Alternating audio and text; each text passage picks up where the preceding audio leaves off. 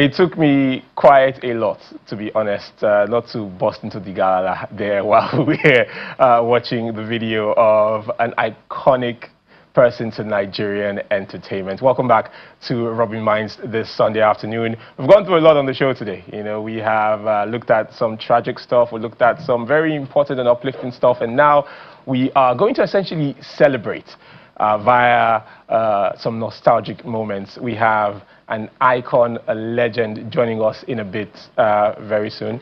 As you know, some artists make music and others create movements. For over 5 decades, Daddy Showkey has remained one of the most recognizable voices in Nigerian music. I mean, before social media made celebrities overnight through TikTok and Instagram and YouTube Shorts, before we started hearing terms like Afrobeats to the world, and we started talking about Afrobeats on Grammy stages and all these other international awards, before we termed Afrobeats a global export, there was one young man from the streets of Ajegunle who turned the realities of everyday Nigerians into music that united the country. It didn't matter which part of the country you were from. It didn't matter how old you were. As soon as you heard things like "no kind" or you heard you immediately knew what was coming next. This man did not come from privilege.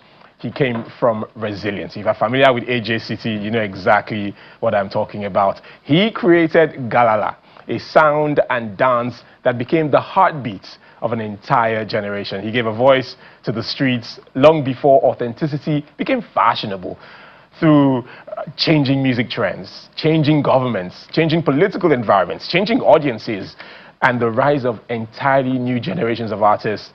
Daddy Showkey has remained relevant, not because he chased culture, but because he helped shape it.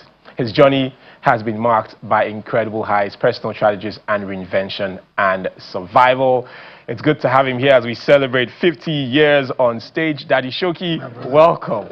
Welcome to Robin Minds. Thank you. Thank you. How are you doing? I'm very, very fine, you can see. I can see. I mean, you're definitely looking a little differently from the guy on the screen not so long ago. There are glasses now on your face. It is time. It is time. I can see the gray. Yeah. And I think it's a privilege that we get to live through time like this. Yes. And that's something I've always wanted to speak. I guess if I ever met you, it's something like 50 years. You started this journey when you were 6. Yes. You used to be called Showkeyed. I started from 1976 as an acrobat. I did acrobatic dancing. I was going to a lot of places. And why I used to tell, but I started earlier, even earlier than that. Wow. But it was when I started going into TV, to visual, that's where I'm counting from. Yeah. Because I started on Barbie show as an acrobat, going there to perform, and by then there was no NTA, it was NTV, that's Nigerian TV. Yeah. That was what I used to go to. But we did not give up, we still continue, because sometimes when I sit and I tell people that I've spent that it's going to be 50 years, I've been telling people for some years back that in 2026 it's going to be 50 years that I'm on stage. Yeah. They will say, how old are you? That was what I used to hear. But we live in a society where we don't believe some things. I am a child star. Yes. I started as a young child. You understand? I always pray that people discover their children in time and document their movement. My mother, she was a teacher, so she did not have time. People that were taking me out, they will come, they will say, okay, they have this event for me. A lot of people like the great legend John Chukwu. John Chukwu was a master of ceremony. I met him through Jimmy Johnson, because I took part in Jimmy Johnson's album launch in Federal Palace Hotel. Yes. Then Jimmy Johnson did his album launch, but everything started from me in Village Headmaster, where I met Jimmy Johnson and George Chukwu. Anytime he has a program, he will take me on to come and perform. And from there, even before then, in 1977, I was in First Act 77. Apart from First Act 77, the day they opened Eko Kuramo Lodge, they changed Kuramo Lodge from Kuramo Lodge to Eko Holiday Inn. I did acrobatic there. So is it not what to be celebrated? It is. There were so many young children with me that were doing these things, but they did not. They are not here today to say, okay, this is the aftermath of what I started as a child. So if I have that opportunity, I will celebrate. And it is 50 years, whether anybody like it or not. It is 50 years. I don't hold anybody any explanation that has to give God the glory that I am alive. Because I know where I'm coming from. I came from Ajegule, a land where people say no good thing can come outside from. And that is why every day when I sit back and watch myself, I also see my neighborhood. People say, why every time I talk about my neighborhood? Not that everybody has his own neighborhood, but Ajegule is the land that gave me the platform and the opportunity to be where I am today. And you know, you speak so glowingly about 50 years in this business, and you've mentioned places that started as something else, were renamed, were revamped, and now completely something different. So you've gone through a lot of changes just in Lagos, in our society. And sadly, we don't have some of these footages anymore, some of these photos anymore. How do you feel about documentation? How much do you document? I will tell you something. Sometime, I remember in 1994, after I left my group to go solo. That's a pretty busy boy. Yes, after I left Brisbane to go solo, I went to then NTA that I needed some footage of the village headmaster, many of the programs that I took part. I was disappointed with what they told me. The only time I remember I saw myself when I was a child was when I was in secondary school. Me and my classmates, we went for excursion to the museum, and they were showing Festac. And my classmates, they were seeing me, and they said, John, look at you. Everybody was saying, John, look at you. And thank God that most of my classmates, they are alive. They are going to be there. Awesome. Because they are among the special guests of that night, because they can tell people my journey. You know why this thing is tagged the journey? Because my life is a movement. I went through a lot of things. I went through the good, the bad, and the ugly of life. Even the process of this journey, there was some time I was boxing. Sometimes I diversify so many other things. You had a military career. Because this is the dream, and God has destined that you are going to be a testimony to children. Because every time I see myself, I don't see myself as Daddy Showkey. I see myself like a messenger of my neighborhood. Because when I finished secondary school, after leaving secondary school, I wanted to look for a job. And it was one of my auntie, Montevigo, that was putting pressure on me that I should go and look for that. I can't be doing acrobat. I can't be putting my legs in my neck. So I said, okay, find work for me now. She wrote an application, and we took it to the place. Immediately they saw number 2 Mba Lane, Ajegule Apapa. They said I stole dog. Wow. They beat hell out of my head. They took me to Apapa police station. But by the grace of God, there was this inspector, a lady. She knows me she sees me in different markets where I go to do acrobat, and people will be dashing me money. She just came out and said, this boy is not a thief. I know this boy as an acrobat. He goes to the market with his friends. They'll be doing acrobatic display. The woman asked me, so why did you go to that place to look for? I say, it is my sister that encouraged me, my auntie that encouraged me that I'm growing up. I was just 18 years old when that thing happened. That I'm growing up, that I should look for a job to survive, that I cannot grow up and live with. Yeah. That was the day I made the vow in my life that I will never work with anybody. That no matter what, I will not give up. I will continue.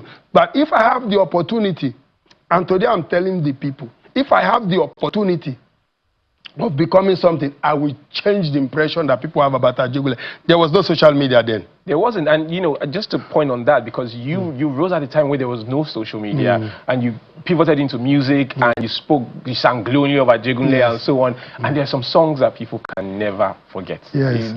And if there are younger people who are growing up now and they never really saw you in your heydays, but when they hear the songs and people tell them about the stories, they think, oh my gosh, who was this guy? Songs like Diana, songs like Fire. You see, one thing I tell people, Ajegule, when they see me talking about Ajegule, there's so many neighborhoods that are like Ajegule.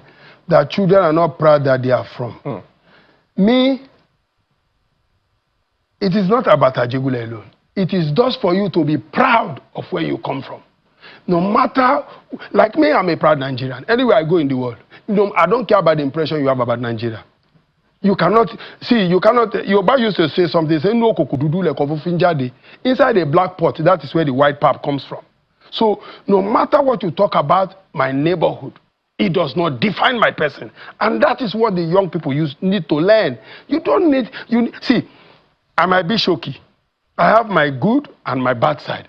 Emulate my good side, forget about my bad side. I grew up, let me tell you the truth, I tell people the way it is. The first role models that I knew in my life, they were all gone, they were all robbers. If I was growing up, I want to say, I must become something. But there was this person I met in my life. He was a Jehovah's Witness preacher. An old man, they call him Baba Jehovah. This man was preaching. Every time, if that man is come, people will lock in their door. I wanted to lock out, they just put his leg in the front of it and say, John. And I opened it and that man came into the house. And he preached something that changed my life. He told me about a story about David. And David saying, if today, in the household of Saul, is there anybody that can pay back the good that Jonathan did for me? They said no. Somebody who stood up and told him, no, there's somebody from the household of Saul, but it's a leper that is in a manger. Yes. He said, who is? They say his name is Mephibosheth. He said they should go and bring Mephibosheth. That today everything that belonged to the household of Saul, he gave it to Mephibosheth with tenfold. So if me, that is from Ajegule, if Mephibosheth can be blessed by David, who am I? So that is Showkey. You make such great points, and there's so much to look. There's so much to talk about. 50 years is you can't do 50 years in this small amount of time that we have, and that's why we need to pack in as much as we can because you have a big show that is coming up in Eco Hotel. It's happening, I believe, on the 9th. On the 9th of August. Everybody must be there to come celebrate. Here's something that I find very intriguing here. You mentioned earlier about your mom and how she was a baby, teacher, the most beautiful, and she didn't really have time to watch you. This will be the first time your mom is going to see you? This is the first time my mom will be watching me playing on stage. My mom came with the award with me. I won the award, but she did not see me play. But this is the first time that see, that's why my mom is going to be the special guest of this occasion. She's going to sit there and watch me because I'm going to perform for her and everybody, because this journey that we are celebrating, it is not for me alone. It's for everybody that play a role in my life. See, I am Showkey today. People hear me speaking English. Before when I said I cannot even speak English well, I don't have to speak English well. But you see, there was a lot of good, positive people that I met through this journey that redirect my life. So I want to then talk about with your wealth of experience. I want to then look at today's industry. It is worth billions globally now. We hear all these crazy amounts of money that people are making off of music. If you look at your experience, do you think that as we hear that the business side of music seems to be increasing, has the creative side also gotten better, do you think? I will tell you that the world is a global place right now. The word that they say that the world is a global place, it's right now that the world is a global place. Because you can be in Nigeria just now and be transmitting in another part of the world. In our time, it wasn't like that. I took my record. My record company, they can testify to this. I took my album, my first album, to every TV station in Nigeria by myself. These Yomatic tapes, that may so rest in peace. There was this man called Isaac Black. Isaac Black had a diesel Benz. Isaac Black, when I met Isaac Black, took me to so many states. We were driving with smoke in the car, but we managed it just to promote this Daddy Showkey brand. And today, people can just be in the four corners of their room and release a sound, and it will go viral. Sure. Every day, you know what I pray? I don't jealous these young people, though, but I always pray that God should just let me lick a little onion from what they are enjoying today. Because let me tell you, it's only a wicked man that will see somebody progressing and trying to bring them down. I don't bring people down. All I pray for God, thank God there's still people alive that still recognize me. And I will tell you this, Showkey 50 years on stage. Yeah. It's a big shock. This is the first time I'm doing a show that is my own show. And you know, Daddy Showkey, I want to just quickly pop in here because you're giving us the feel of what will happen on the 9th of August. And I was doing some research, and I was listening back to the old tracks, and I said, is it possible that I know not everybody is here today, but is it possible we're going to see sort of a reunion of the Pretty Busy Boys? I've lost one of the members, the Cashman. Yeah, Cash, yeah. And I will not say it's not possible because even when the Pretty Busy Boys, everybody, I was the last person to leave the group. And I was the only person, nobody believed in me. They think that because they know I'm a dancer and I'm a boxer. You understand? So, and they know, but one thing they did not realize is that God does not choose who will succeed. You cannot say, you will say you will succeed, but it is God that will say, okay, God will just throw his blessings for everybody. God wants to bless everybody. But after the Pretty Busy Boys, everybody went solo. Me, I was thinking, what will I do? I went back to the garage. First of all, I wanted to join the army. Yeah. And I went to Kaduna and I ran back to Lagos because the training was too much for me. Yeah. I came back to Lagos. And I went back to the garage. It was in the garage that I discovered that I have a potential to be a singer. And just to wrap things up here, Daddy Showkey, it's been lovely talking to you. Thank but look, history will always be written, and I think history of Nigerian music will always favor you kindly. And we should write our history when we are alive. Otherwise, people will say, I always tell people, I am alive now. Yes. Talk waiting you say I do, you now make a face you. Not be say when I know they're going to say, Showkey, do you show? Talk and now make a face you. Quick. You know what? I think that's a fantastic way to close. While the man is here, you see, my dear, as it been, I am like you now, I would have wrote the book. But now, I'm always soliciting for people that will come and let's document and write a book.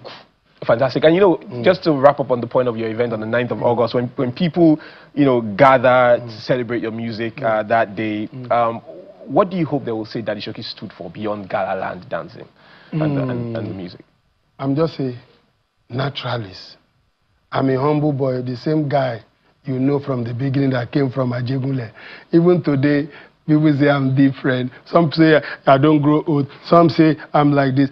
I'm still my old self. No matter the wealth, no matter anything that can change me, just take me the way you see me. Fantastic. Daddy Showkey, thank you so much. Looking forward to seeing you on stage on the 9th of August. Yes, sir.